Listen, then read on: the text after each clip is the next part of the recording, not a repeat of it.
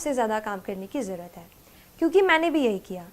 अपने नोट्स को मैंने अपने सिलेबस को अलग अलग टॉपिक्स में हम डिवाइड जैसे कर लेते हैं वैसे डिवाइड किया, और हर टॉपिक को मैंने एक अलग फोल्डर बनाया।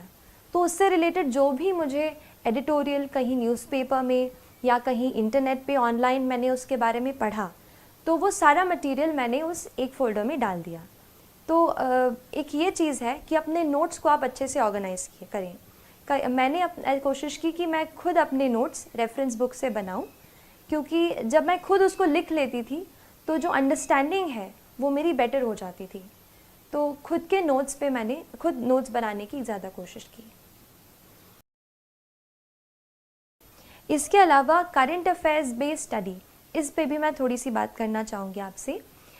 मैंने ये किया कि क्योंकि ज़्यादा ह्यूमैनिटीज़ का बैकग्राउंड नहीं था, तो जो भी करंट अफेयर्स में मैं पढ़ती थी, जैसे कई बार कोई इम्पॉर्टेंट न्यूज़ जो है, जैसे इलेक्शन है, प्रेसिडेंशियल इलेक्शंस हैं, तो उस पर बहुत सारे आर्टिकल्स आप देखोगे कि न्यूज़पेपर में आते हैं।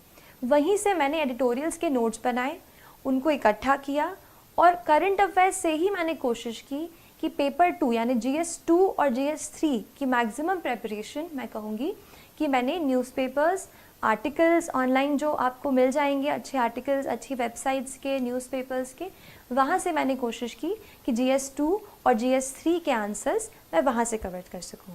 बाकी GS1 में तो काफ़ी पार्ट जो है स्टैटिक है, जैसे हिस्ट्री, जियोग्राफी, वर्ल्ड हिस्ट्री, तो इसके लिए स्टैंडर्ड बुक्स ही मैंने रेफ़र की थी। नेक्स्ट चीज़ जो मैं आपसे शेयर करना चाहूँगी, और मुझे लगता है कि ये चीज़ बहुत इम्पॉर्टेंट है UPSC के लिए, वो है आंसर राइटिंग। जनरल स्टडीज़ और ऑप्शनल के जो टोटल हमारे रिटन के मार्क्स हैं, वही मार्क्स हैं जो हमें कहते हैं ना आखिर आपको रैंक अच्छी दिलाएंगे। तो आप जैसे मैंने ये किया कि आंसर राइटिंग पे शुरू में बहुत डर लगता था कि आंसर अच्छे से नहीं लिख पा रही हूँ, और क्योंकि इंजीनियरिंग बैकग्राउंड से हूँ तो बस पॉइंट्स में छोटा छोटा लिखने की आदत है। लेकिन जैसे सोशियोलॉजी ऑप्शनल है, आपको डिटेल में सब बताना पड़ता है, और जनरल स्टडीज़ हैं, कुछ डेफिनेशंस रहती हैं, तो मुझे भी शुरू में काफ़ी डर लगता था आंसर्स लिखने से। लेकिन इस डर पे थोड़ा सा मैंने काबू करने की कोशिश की, और हर रोज़ एटलीस्ट 1 से 2 आंसर मैंने रोज़ लिखने की कोशिश की।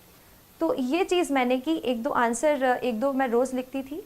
और उसके बाद फिर मैंने कुछ टेस्ट सीरीज़ ज्वाइन की, जिसमें मैं हर संडे को कोई एक टॉपिक रहता था जिसको मैं पूरे वीक में पढ़ती थी, और वही टॉपिक्स के मैं आंसर्स लिखती थी। तो ये क्योंकि कॉम्पिटिटिव एग्ज़ाम है, आपको 1 या आधा मार्क एक्स्ट्रा स्टील करना है, तो इसके लिए आप कोशिश करें कि अपनी रीडिंग वाइड रखें और आंसर राइटिंग की बहुत सारी प्रैक्टिस करें। आंसर राइटिंग की अगर बात कर रही हूँ तो ये बता देती हूँ कि थोड़ा सा मैंने कोशिश की कि कुछ ऐसे सॉल्ट जैसा अपने आंसर में ऐसा स्प्रिंकल करूँ कि आंसर की क्वालिटी अच्छी हो जाए और एग्जामिनर थोड़ा एक्स्ट्रा मार्क्स दे दे। तो इसके लिए मैंने कोशिश की, जैसे फैक्ट्स कहीं से अपन जैसे न्यूज़पेपर पढ़ते हैं, कोई फैक्ट्स पढ़ते हैं, उसको मैंने पहले एक बुक में अलग से नोट कर लिया था। वो फैक्ट्स फिर मैंने एग्ज़ाम के बहुत जल्दी पहले ही एग्ज़ाम के जस्ट पास में ही मैंने वो लर्न कर लिए वो फैक्ट्स। फिर जैसे कुछ क्वेश्चंस ऐसे हैं जहाँ पर हम कुछ डेफिनेशंस लिख सकते हैं, तो जब आप आंसर को शुरू करते हैं तो आप उस डेफिनेशन से स्टार्ट कर सकते हैं। इसके अलावा कुछ कमिटी की रिपोर्ट्स होती हैं, जैसे ARC रिपोर्ट्स होती हैं, या फिर एक और बहुत इम्पॉर्टेंट रिसोर्स जो मैंने बहुत ही ज़्यादा यूज़ किया है वो है नीति आयोग का 3-year एक्शन एजेंडा। ये जो एक डॉक्यूमेंट है, इसमें आपको गवर्नमेंट की सारी स्कीम्स एक जगह पर मिल जाएंगी, so you understand the perspective of the government. और वो मैंने पूरा डॉक्यूमेंट, उसमें काफ़ी टाइम लगा पढ़ने को, बट जब मैंने एक बार पढ़ लिया था तो काफ़ी कुछ मैं उसका अपने आंसर्स में कोट कर पाई। तो जो भी गवर्नमेंट के डॉक्यूमेंट्स हों, जैसे इकोनॉमिक सर्वे आता है, बजट आता है, ये आप बिल्कुल अच्छे से पढ़ें, मैंने भी पढ़ा, और इसको फिर मैंने कोशिश की कि आंसर में लिखूं। और एक और लास्ट चीज़, आंसर्स में आप थोड़ा सा कहीं फ्लो चार्ट या कहीं इंडिया का मैप, ऐसे भी आप घर से प्रैक्टिस, पहले से जब आप आंसर राइटिंग करते हो आप उसमें प्रैक्टिस करो। मैंने एक शीट में जो भी मुझसे लगा कि ये यूज़ हो पाएगा, मैंने एक जगह पे सारी ड्राइंग्स ऐसे फ्लो चार्ट्स इकट्ठा कर लिए थे, और वही फिर मैं रिवाइज़ करके आंसर हॉल में, जो भी राइटिंग हॉल था, वहाँ गई। तो उससे मुझे लगता है कि आंसर्स में अच्छे लिख पाई और तय वक्त में, यानी जो हमें 3 आवर्स का टाइम मिलता है उसमें मैंने कोशिश की कि मैं सारे आंसर्स जो है वो कंप्लीट करके आऊँ। मैं थोड़ा सा आपको एक और लास्ट चीज़ बताना चाहूँगी टेस्ट के बारे में। कई बार हम सोचते हैं कि टेस्ट हमें बहुत सारे देने हैं, एंड मैंने भी पहले ये टेस्ट किया है कि टेस्ट सीरीज़ बहुत ज़रूरी है। टेस्ट सीरीज़ इसलिए इम्पॉर्टेंट हो जाती है क्योंकि हमें घर बैठे ये नहीं पता चलता कि हमारा क्या लेवल है, क्या स्टैंडर्ड है, क्या हम उस तरीके का एग्ज़ाम में परफॉर्म कर पाएंगे। तो ऐसे डाउट्स मुझे भी थे। टेस्ट देके मुझे ये पता चला कि ऑल इंडिया लेवल पर या जो भी आप इंस्टीट्यूट का ले रहे हैं उस लेवल पर आपकी क्या स्टैंडिंग है। तो इसके लिए आप टेस्ट ज़रूर लगाने की कोशिश करें। लेकिन इसमें एक और चीज़ मैं ऐड करूँगी। टेस्ट हम काफ़ी देते हैं, जैसे मान लीजिए प्रीलिम्स का टेस्ट है, हम 100 क्वेश्चंस तो अटेम्प्ट कर लेते हैं, लेकिन उसके बाद इतने एग्जॉस्ट हो जाते हैं कि उसको रिवाइज़ ही नहीं करते। ये मत कीजिए।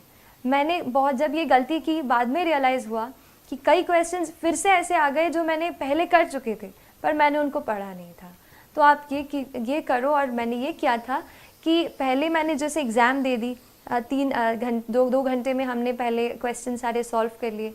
उसके बाद आप घर जाके अपने जहाँ आप पढ़ते हैं सारे क्वेश्चन को एक एक करके फिर से पढ़िए, जो भी उनका सोर्स है वहाँ से पढ़िए, उसको रिवाइज़ कीजिए, या फिर मैंने उसको अलग एक कॉपी में नोट कर लिया था, जो भी इम्पॉर्टेंट पॉइंट्स मुझे टेस्ट से मिलते थे, फिर उसको मैंने अलग से रिवाइज़ किया। The motivation that I got to prepare for this exam came through the preparation itself. When I started, I did not really know what I was going into. But when I started reading much and more, I found out that there are many people in this world, in our country, who are unfortunate, more unfortunate than we ever can be. I felt, how can I use my learning capacity, my ability to learn, to reach a position